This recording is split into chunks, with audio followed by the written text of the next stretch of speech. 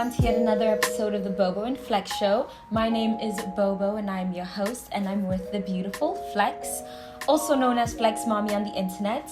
We're coming at you from New York and Australia with a really interesting, spicy conversation about cheating. We're going to, listen, today's the day I destigmatize cheating. No, maybe I won't do all that, but we need to have a nuanced discussion on infidelity, on trust, whether it can be restored after cheating, on what cheating even is, and whether or not we need to redefine, reconceptualize, and deconstruct what it means to be faithful, loyal, and committed in a relationship, monogamous or open. So Flex, let's jump right into it because we don't like long introductions on this channel. No, we don't. We don't do all that ever. So cheating. First question for you. This is sort of like a two-sided question. A, if you have ever been cheated on, could the trust be restored? And B, is cheating really a deal breaker? So from my knowledge, I haven't been cheated on, but it's also 2019. So I'm just going to say that I have. But then also, I think that me a couple of years ago, I would have been like, no, that's fucked up and I can't deal. But I also have dated someone who has admitted to cheating on their partner, and that was the least of our concerns. So I do think that cheating is a redeemable act, and I do think that it's not the end of a relationship. What do you think? Okay, I feel like once someone cheats, the trust can be restored, but now you're restoring the trust on a new foundation. Mm-hmm. So now it's a new relationship. I think you can't, especially if you're someone who really is tied to just constructs around like loyalty and things like that, then you'd have to start over. But honestly, if you're going to be paranoid the entire time, then I think it's probably just better to let go. Yeah, leave the person first alone. Let's first probably discuss what even is cheating in 2019. I've had someone so we had a few people DM me. Someone asked me if so her boyfriend watches porn and she wants to know, is that considered cheating? Is grinding on someone in a club, if you're in a relationship, you grind on someone in the club, is that cheating? If we also had a question where someone DM'd us and said her boyfriend periodically talks about other women to her, just talking about how other women are sexy or like, oh my god, she's so cute, is that cheating? So what even is cheating and how do you define can anyone live anymore? We don't want to have fun. You can't even grind in the club anymore. What's up with that? I'm dead. Fuckboy Flex is out. She's jumped out. Look, I do think there are a few different forms of cheating that we haven't acknowledged as our years of dating have gone by. I do think there's a classic penetration, sexual cheating. You know, some people would enclose kissing in that realm. There's emotional cheating where, you know, you are building emotional, intimate connections with other people that are rooted in romance. There is, you know, infidelity as the greater umbrella, which is just this deceitful behavior. And I think if you've spoken to your partner about behavior that you think is deceitful and you've made reference to the fact that you don't think that, you know, grinding up on people is appropriate, then in your case that may be considered cheating. But also if you haven't told anyone what you deem cheating to be and it's still a grey area for you, then I feel like you can't really be out here creating these strict rules and guidelines, 10 commandments, like post incident. But yes, I do think all of those things can be considered cheating to a certain person. To me, no. Or maybe I cheated. Okay. Well, have you cheated? Like, let's now keep it real. Yeah. Have you ever cheated before? And why did you cheat? So I haven't done any physical cheating. I'm one of the good ones. Because I'm so aware of the perception of cheating. And I've said it before. I've said it all through, like, my early 20s that I'm not above cheating. I just won't do it because I can't justify it to somebody in the moment. Like, it's easy to break up with someone than be like, hey, I cheated and these are the reasons why, without making them be like, I did it because you're inadequate. Like, I did it because you couldn't make me happy. Yeah. It's too much of a big deal. But I do think that I have done a lot of emotional cheating in my life. Which is what? Which is just building very strong platonic-ish bonds with people outside of my relationship status. Coveting people while I'm in a relationship. I'm dead. I think I've been in a lot of sus situations, but prided myself on not actually, like, rooting, so that makes me not a cheater. Like, oh, like, we just, like, hung out in the same bedroom with a closed door all night and, like, maybe cuddle for a bit, but we didn't have sex. But here's the thing, right? Is where we go wrong with cheating, is it wrong because of the act itself, or is it wrong because the person found out you were cheating on them and therefore it hurt them? If you cheat and the person doesn't find out, is it still wrong? Before we get to that though, have you cheated? Because don't try and come for me. I just did my whole monologue about what I've been up to, and you're like, okay, next question. I know, right? Wow, I really tried to be slick with that one. Yes, I have. And the irony is I used to be one of those people that thought cheating was the worst thing ever in the world. Because my logic was, if you cheat on someone, clearly you must be a deceitful, hurtful, psychopathic person. But so the way that I ended up cheating was because in my last relationship, I thought we were in an open relationship. Are you? What kind of common man are you? Look, you didn't say. She said she thought. No. Okay, so here's what actually happened. We'd agreed to be in an open relationship, and so here's the issue too. Those terms weren't communicated properly. So my idea of what an open relationship is that we're open in communication and transparency. But he then turns around and says, no, I don't want to hear about your shenanigans behind closed doors. But so an incident happens where I, like, make out with someone, and then I'm like, hey, I just want to let you know that this and this happened with this person. And he exploded. He got really mad. And I was like, why are you exploding when we're in an open relationship? This is what we're doing. And he was like, I'm exploding because I explicitly told you that I don't want to hear the details. I'm like, I'm not giving you details. I'm just telling you what went down because I believe in transparency. Sister, I'm not giving you details. I'm just giving you explicit information. I'm just giving you an executive summary. And he got really mad. So I was like, fine. But then I continued to see that person behind his back for several reasons. And although that wasn't, like, you know, the ethical thing of me to do, I also knew that this is a dying ship. Because already we have so many issues. I'm about to clock out anyway. And B, I was honestly just I felt a little bit suffocated by not being able to be transparent and, like, fully myself. So I was seeking the freedom, and the allure of, like, forbidden fruit was really enticing to me at a time when I felt just suffocated. Okay, Eve. And that just literally. You've been in the garden. I've been in the garden, you know what I'm saying?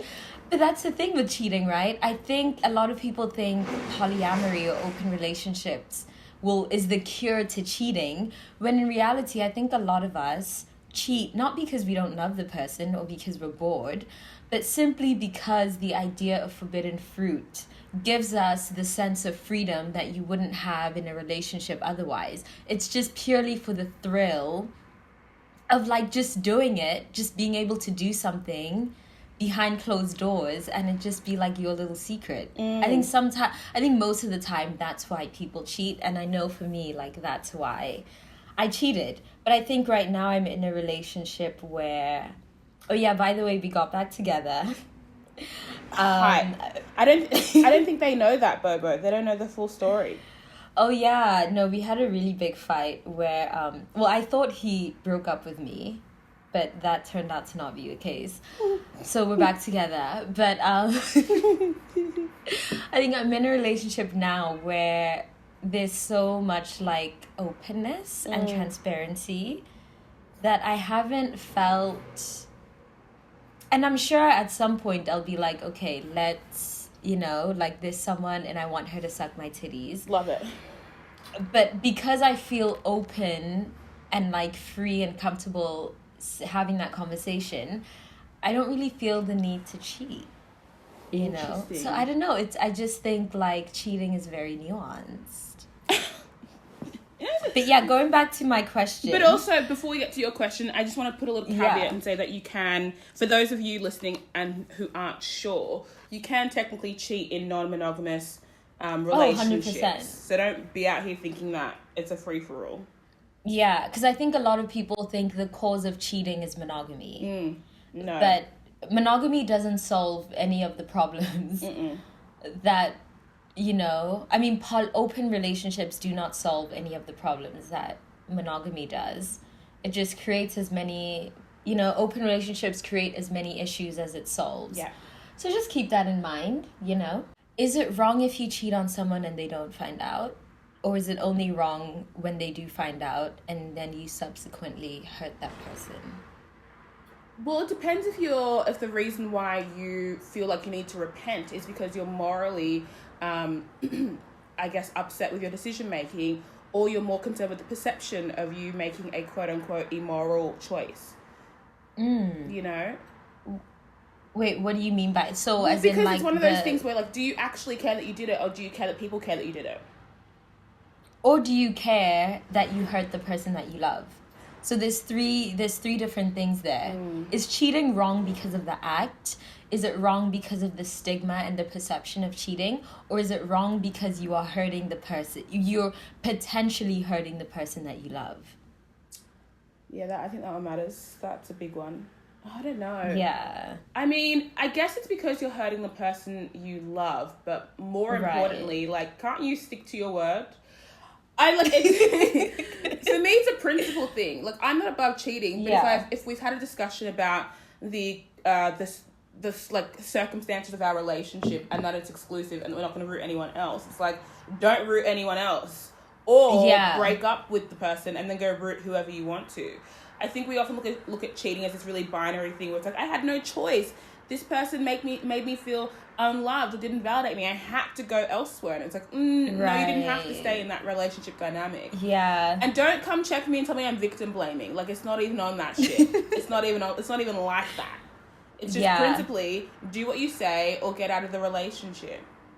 It's really interesting that we're having this discussion now, because when I was quizzing people about cheating on my story, everybody was pretty... tell us about the quiz and the results and the inconsistencies. Yes. So I put up a quiz on my Instagram, essentially asking people what their opinion on cheating was. Is it ever okay? Majority of people said no.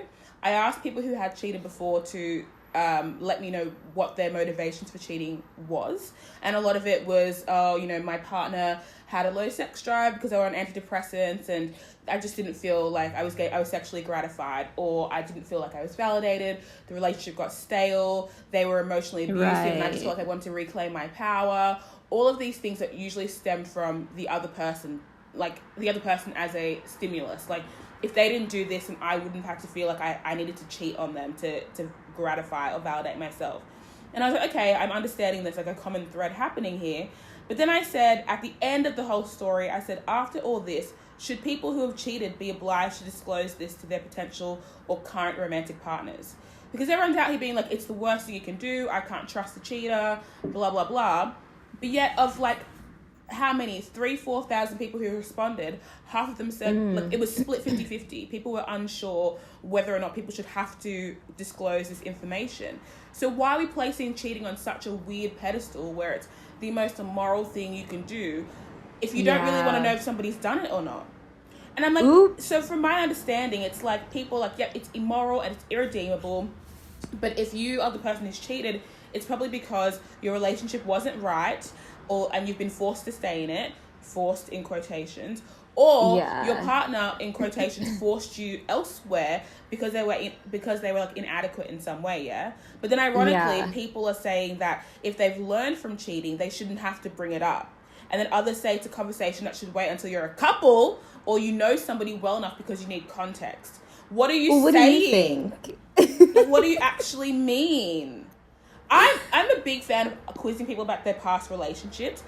I was gonna say the same. Yeah. I think you have every right. I want to know. Even if it's on the first date, I want to know everything. Yeah, and I feel like, you saying that, what would be more like for me there are way more red flags than cheating. I just feel like of all things, cheating is far too circumstantial, especially when I'm finding out it's like, oh, I was 15. Come on now, please, like, calm down. You know what I mean? Or even if it's like, if I can see some self-awareness in the explanation of it. I was in a relationship for 5 years. I felt like I was emotionally trapped in it. I didn't think that I had a good alternative to do it. Blah, blah, blah. Okay, sure. Like, let's discuss it. But there are far more things to me that are more frustrating than cheating. I want to know what your intention is. And I feel like cheating, in my opinion, is like the symptom and not the quote-unquote disease of the relationship. So what is the disease? And I mean on a societal level, what is the disease that is causing the symptom of cheating to happen? Well, as I was doing some research, which I never do,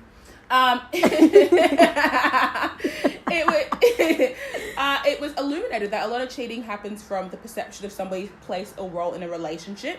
So if you feel as though you're inadequate, and that's purely perception based. Like if you want to feel like you're loved more than you are, if you want to regain some sort of authority in a relationship dynamic, people do that thing. It's all about reclaiming power in some sense, or reclaiming your sense of self, reclaiming your confidence or your esteem. Yeah. But a lot of freedom, the pursuit of freedom. Yeah. Because it's like this idea that people are held to this really regimented, rigid standard of what it is to be in a monogamous relationship, that, there's so many ways to fail at it. So it's kind of like, fuck, I can't look at anyone, I can't tell you when someone's attractive, I can't express anything to you, then I'm at breaking point, and now I just have to act on these things because there's no other option. It's like, tell you and then you break up with me, or I just cheat, I feel slightly better, but then like you break up with me. So do you think there's a hierarchy of like different types of cheating? Like, is emotional cheating worse than physical cheating, or is it inconsequential, like at the end of the day? I'm trying to think of what would hurt my feelings more.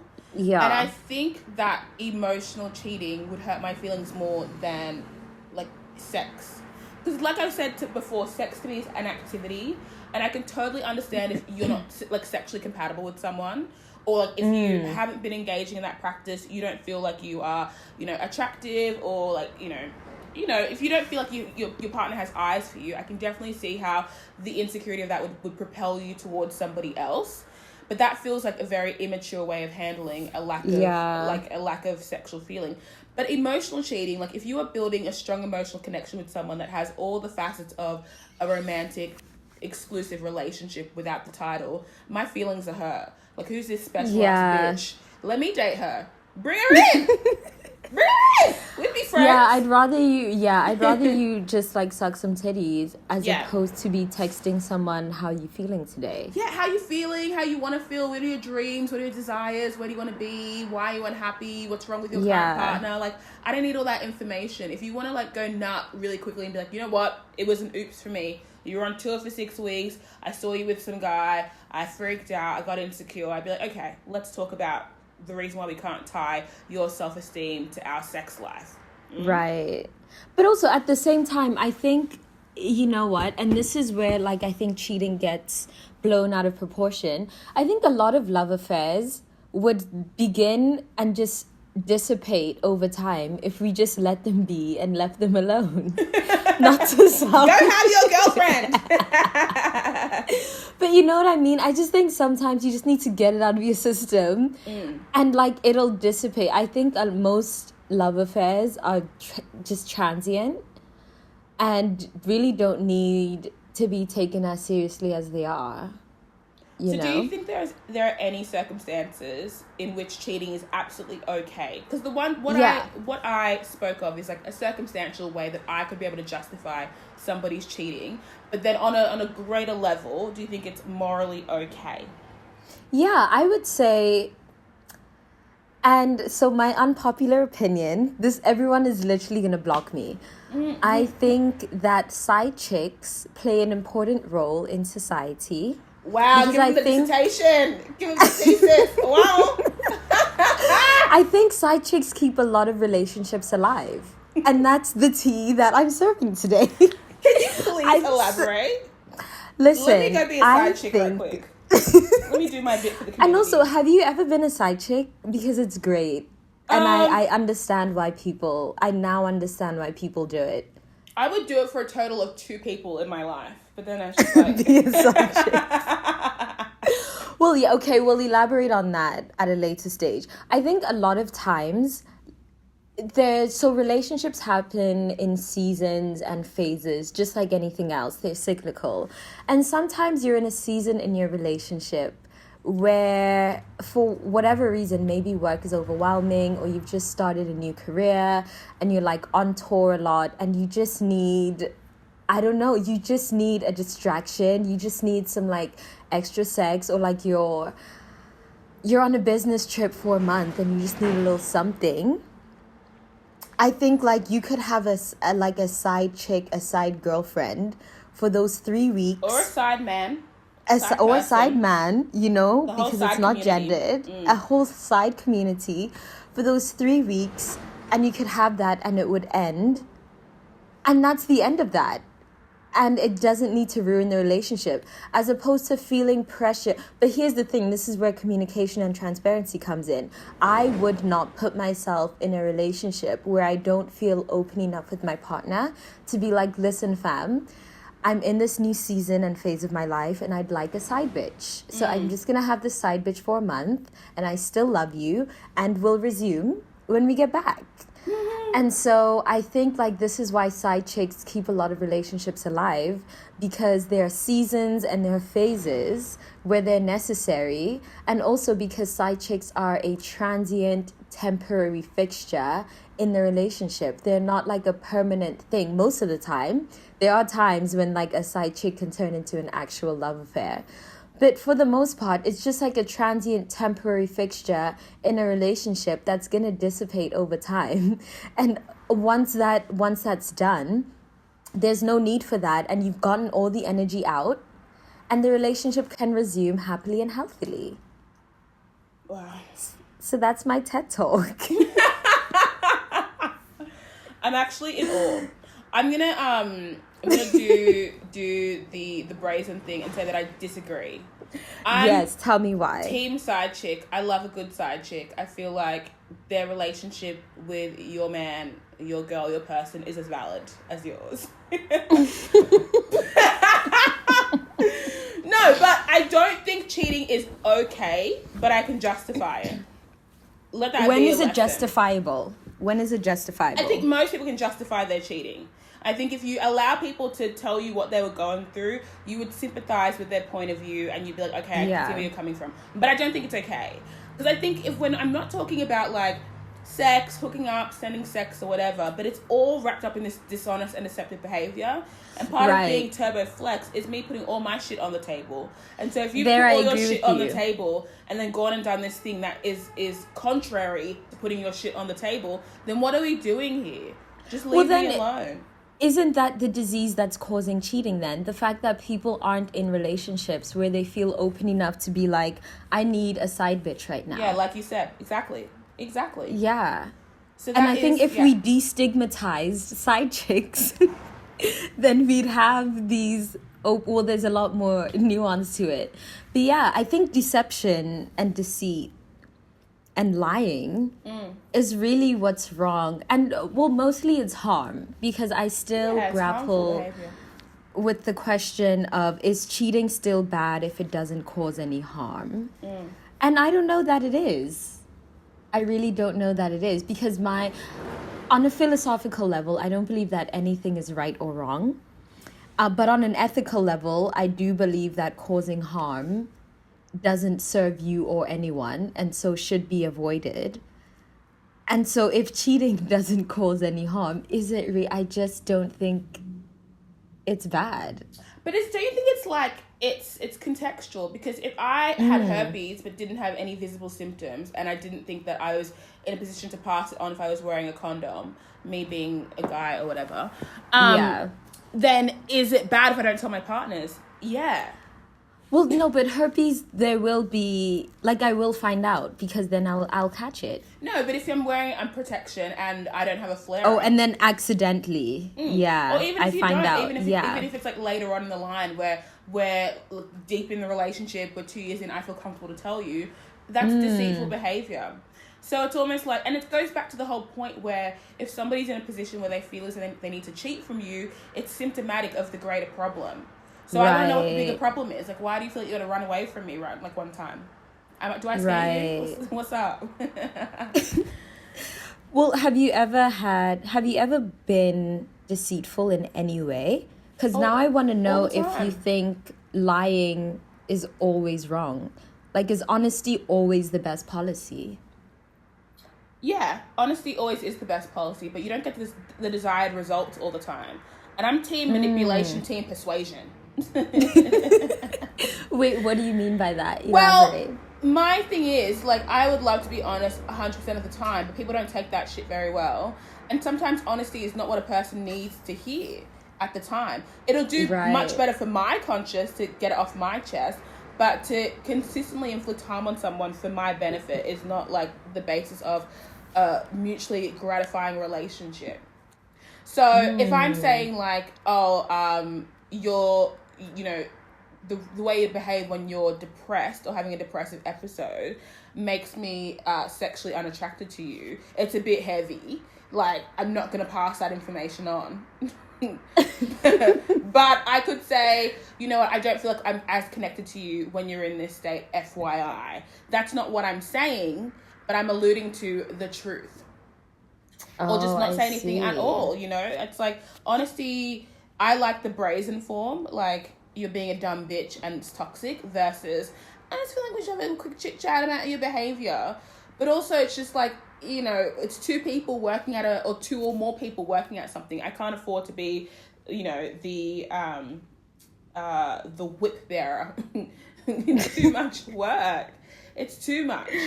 Do you think, Bobo, that so now that we've got our thoughts on cheating out of the way, can you sympathize though with people who are like, cheating is an absolute no-no, or would you challenge them to redefine why they're so up in arms about cheating? Yeah, the thing is, you know, it's a really personal thing, and I think, like, I've been cheated on before, and there are a few things worse. Like, the feeling of being cheated on is absolutely torturous. And I used to be one of those people who thought there was absolutely nothing worse that you could do to me than cheat on me. But now I'm at the point where I just don't think that's the case. Because I've cheated before. So I've been on both sides of the table. And I had a friend who cheated because she just felt like her relationship was claustrophobic. And she felt imprisoned by the role that she was playing in her relationship. So it just gave me a more, like, nuanced understanding of, like, why people cheat. But on the topic of, what were we saying?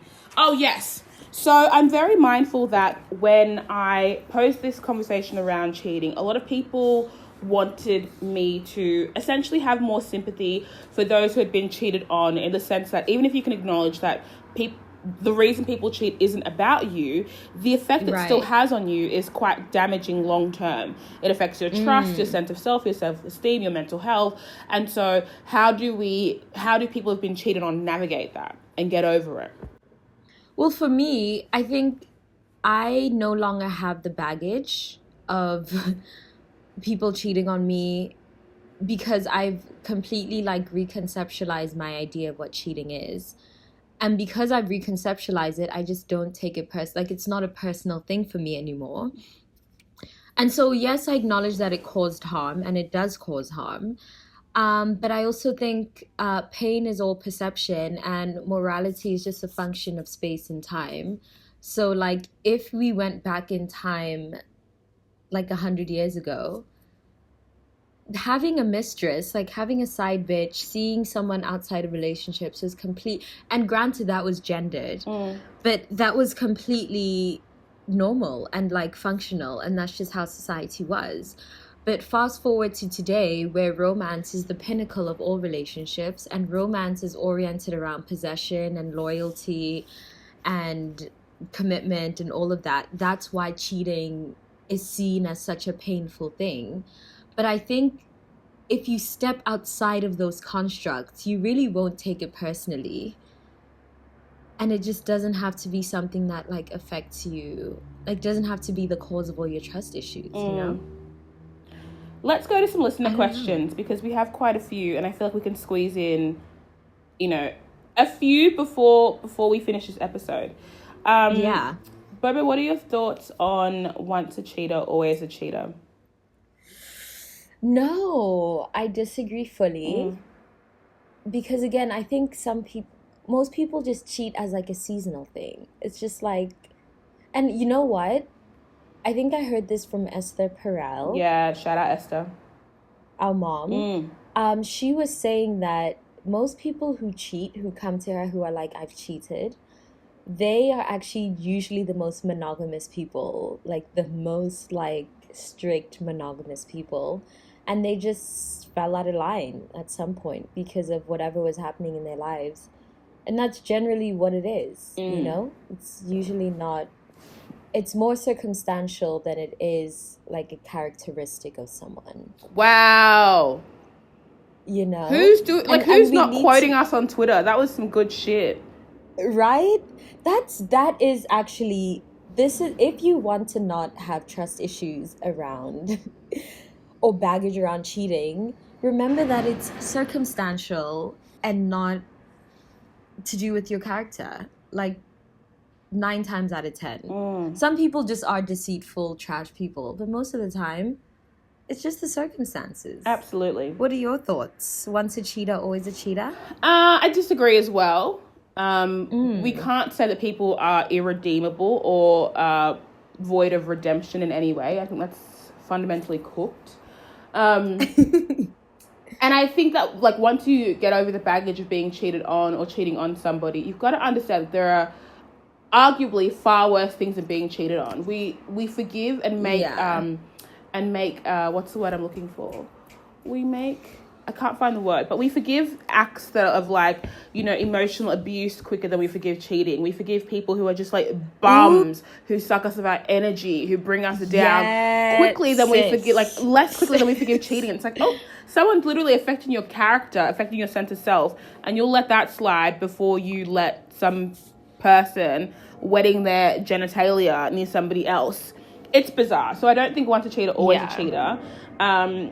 We've got to be mindful of how we frame people who've made mistakes, because we are not void of being dumb bitches. Yes. We've all been there. We are all, listen, and I say this about, serial killers are trash, but we all have some serial killer dumb bitch juice inside of us, you know? Flipping.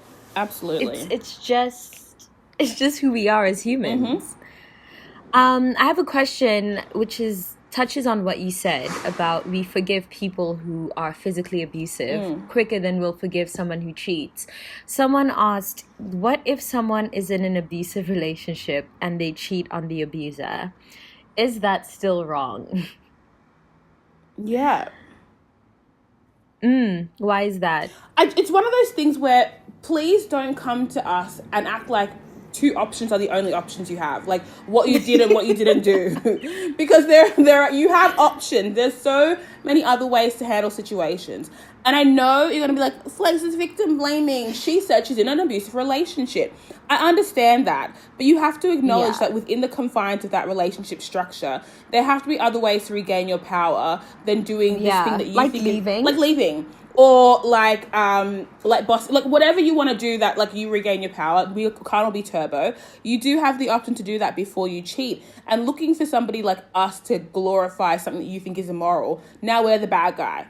If we say it's bad, then we're victim blaming. If we say it's good, then we're immoral people. I don't know what you want. Yeah. It's one of those things where, again, I say chimting. What's the word? Cheating. Cheating is a symptom of a greater problem. So now you've acknowledged your greater problem, which is being in an abusive dynamic. Please leave. Yeah, I don't know. You haven't given us much context, so please don't come for me saying I'm being insensitive.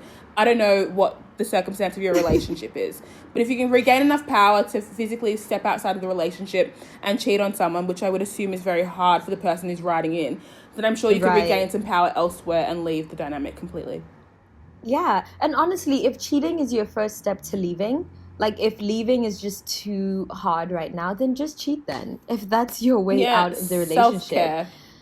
It's self-care. Here we are telling people cheating is self-care. In 5 years, when Bobo is like sitting next to Oprah and Gail talking about philosophy, Gail will be like, I just want to bring up a tweet, a quick tweet from your podcast where you said. I know. I just think that just honestly, there are no black and white answers. Like there's no like, yeah, it's completely right if you cheat on them because they abused you or vice versa. Like everything is contextual, you know? Yeah. And I refuse to validate you. I refuse to validate perceived bad behavior to make someone feel better. I just don't care enough to do that. Yeah. Let's talk about people who grow to be ashamed of being cheated on. Like, why do we feel that way? If we're clearly aware that in a lot of ways the person who cheats has a problem with their self, then why are we measuring our sense of self-worth based on that? That's so because we take things personally that have nothing to do with us. Too. And this applies to actually everything.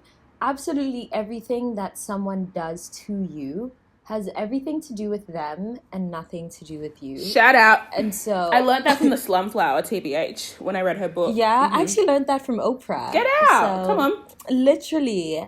So yeah, it's really important to remember that other people's actions have very little, actually nothing to do with you. So don't carry people's baggage. Like, for what reason? You know what I mean? If someone calls you an ugly hoe, that has everything to do with their perception of beauty and nothing to do with what your physical appearance. You know what I mean? So it's like you just can't carry other people's baggage. Almost like we need to start training our egos to get over ourselves a little bit. Like, not everything is about us. Yeah, honestly, if someone hits you, it's not because you're trash. It has nothing to do with you and everything to do with them and their anger and their relationship to physical violence. Like, but the next time I screen someone's messages, it's definitely about you. Yeah. I'm fine. Hey. And honestly, that goes both ways. If someone calls you beautiful or if someone calls you ugly, both have nothing to do with you. Yeah. It has everything to do with their perception and relationship to beauty. So take that with you and your life will be so much less stressful. It's true. Hey, Bobo. Is cheating a red or pink flag, or does it not register at all? Ooh, that's a good one. Because if I said to you, I cheated on every person I've been with, would you see me differently than if I'd been like, I've been cheated on every single time? That's such Don't a lie. good question. That is such a good question. I'd say either way. I don't know, actually. I think I would stay away from both type of people, honestly. You know what I mean? What's so like worse? If I met you, I'm writing this down later, and you told me that you had been cheated on with every single person that you've been with, that to me is just as much as a red flag as meeting someone who says they've cheated on everyone that they've been with. What about you? I would say that if somebody had said to me, I've been cheated on by every person I've been with, I would say I'd sympathize and be like, you've got a trash judgment of character. because it's just, the odds are crazy. Like, those odds are wild. Every single person. Literally. So it's like, I can't fuck with you. Yeah. Yeah. So that's more of a critique on your judgment of character, and not you, which is the distinction I want to make. But if you are the person who's saying, I am always cheating on everyone, that's more a judgment of your character. Like, what is the deal? Stop terrorizing people. Like, you know the effects it'll have on somebody. Leave them alone. Leave them alone. So I think I would sympathize more with the person who's being cheated on, but I would still trash them for not being a better judge of character. And I would trash the person who does all the cheating, but also props, because how can your heart hold that? Yeah, wow. You are superhuman. But it's like, if you met someone on a first date and they were great, just incredible humans, and then you ask them, have you ever cheated before? And they're like, yeah, I've cheated on one of my partners. Is that a red flag? Nah. Yeah, same. It's a pink flag for me. I don't know if it's a flag at all. If you're gonna own up to it, I'm not that fussed with it. People will own up to far less. You're not gonna tell me, like, people won't tell you that they're emotionally manipulative, that they're insecure, that they have abandonment issues, that they're scared of rejection. They won't tell you any of that shit. And that's stuff I want to know. So to me, it's not a red flag if you tell me you've cheated before. But if I find out down the line that you've cheated, then that's a red flag. Because I asked you and you didn't. You had all the opportunity to tell me, and you didn't tell me. And you didn't say. Sus. Super sus. So yeah, I think dating is a pink flag. Cheating is a pink flag for both of us. But I can acknowledge how to be a red flag for some. Yeah. And I can acknowledge how it would be a nothing flag for others. But I think it's about the intention and the context of cheating. Right. Not that you can justify any of them, whatever, one is worse than the other. But how somebody justifies why they did it, I think is very telling. Yeah. If they're quicker to point all the blame on their partner, I'd be more sus on that than if they were like, ugh, it was just a weird night. I don't know. If you were like, it's my partner's fault, they made me feel insecure, they didn't like root me enough, they didn't talk to me, I'd be like, accountability. Yeah, but if you were just like, you know what, it was fucked, like, I don't have a good reason for it, I just did it, and now I'm stuck with being known as a cheater, I'd be like, that sucks, I feel you. Okay. Why are we like this? I know, okay. Everyone's like, can you please just sympathize? No, people have been hurt just not once. Doing it. And we're like, you know what? Not this episode either. No. Maybe another one.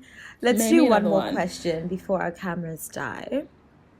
Yeah, maybe even two more, depending on how much we talk. Let's do two more. So this one, are we inherently against cheating because of insecurity and jealousy, or is it about trust? Does anybody really trust people like that out here? Like, it's all this emphasis on trust. Loyalty. Yeah, what are your thoughts on why do we overemphasize loyalty so much in relationships? Literally, like, when are we in actual situations where we need to prove that we're loyal? Like, when is the last time you've had to really go toe-to-toe and really, like, put your loyalty on the line? Like, why are we playing that it's, like, World War II and we're out here, like, on the front line? God. Like, when have we ever had to do that? Even trust. I did a poll the other, like, maybe a couple of months ago that asked people, do you trust all of your good friends? And more than 60% said no. Wow. I'll redo the poll now and see if that's changed. But, like, you don't even trust your good friends. So where is this coming from? Yes. And how do you even measure trust? Like, it's a very situational thing. And it's interesting that you bring that up, because when you think about your friendships, do you care at all about loyalty? Like, well, yeah, like, I care that, like, my friend won't go behind my back and suck my boyfriend's dick. But fundamentally, none of us are ever thinking about loyalty and trust and commitment in friendships as much as we are in romantic relationships. And I think maybe we need to just replace romance with friendships that are sexual. Because I just don't think... we've got to talk about this, Yeah, I don't think as a society we have the range to handle romantic relationships. Like, they're just driving us all mad. Like, we're just stressed. We have trust issues.